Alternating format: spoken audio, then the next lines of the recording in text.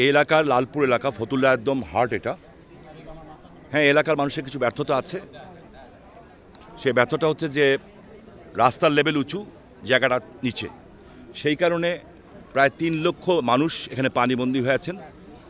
গতবার আমরা এখানে জেলা পরিষদের সহযোগিতায় চন্দনশীল এখানে আছেন, আমরা তার সহযোগিতা নিয়ে এখানে পানির মোটর পাম্প বসিয়েছিলাম ৩টা এবং প্রায় অর্ধ কোটি টাকার উপরে, এবং একটা ট্রান্সফরমার ছিল। এই ট্রান্সফরমারটা খুলে নিয়ে যাওয়া হয়েছে। এটার কারণে এইবার এই পানিটা, এই যে ঝড়টা হয়েছে, বৃষ্টিটা হয়েছে, প্রচুর পরিমাণ পানি জমে গেছে। এবং আপনারা যেটা বলেছেন, স্বচক্ষে দেখেছেন, এটা সত্য। বাড়িঘর তো বাড়িঘরই, মসজিদের আজান দেওয়ার জায়গা পর্যন্ত নাই, মন্দিরে জায়গা নাই, এবং নর্দমার ময়লা পানি এবং বাথরুমের সমস্ত ময়লা যে মসজিদ মন্দিরে সব জায়গায় ঢুকে বসছে। সেনাবাহিনীর যারা কাজ করছেন, যে আমাদের ডিএনডি প্রজেক্টের ওনারা এবং এলজেডি ডিপার্টমেন্ট দুজনে এসে দেখেছেন।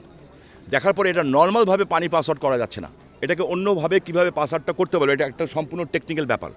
এবং আমাকে বলা হয়েছে যেটা স্পেশাল প্রজেক্ট করে ঢাকায় অলরেডি পাঠানো হয়েছে। এখন আমলাতন্ত্রের জটিলতা কিছু থাকেই। তো আজকের পরে আমি আমাদের অত্যন্ত সুযোগ্য মন্ত্রী যিনি আছেন, এলজেডি মন্ত্রী, আমি ওনার সাথে ব্যক্তিগতভাবে কথা বলবো, এবং অবশ্যই আপনাদের এই ফুটেজ তো টেলিভিশনে যাবে, এটাও আমি ওনাকে পাঠাবো। এবং আমার মনে হয় আমার কথাও বলতে হবে না, উনি এত একজন সুযোগ্য ব্যক্তিত্ব, উনি এবং আমাদের নসরুল হামিদ বিপু, ওনারা যখন এই ফুটেজটা দেখবেন, আমার বিশ্বাস আমার যেমন আমার এলাকার প্রতি টান আছে, ওনাদেরও এই বাংলাদেশের সব এলাকার প্রতিও টান আছে। আমরা ডিএনডি এলাকাতে আজকে আমি কথা বলেছি, 40টা ডাস্টবিন করা হয়েছে।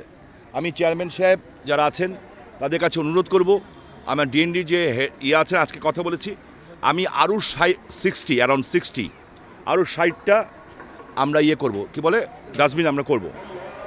এরপরে যদি কেউ ময়লা ফেলে, এটা হলো ইউনিয়ন পরিষদের চেয়ারম্যান মেম্বারদের ব্যাপার, তারা শাস্তিমূলক ব্যবস্থা গ্রহণ করবেন।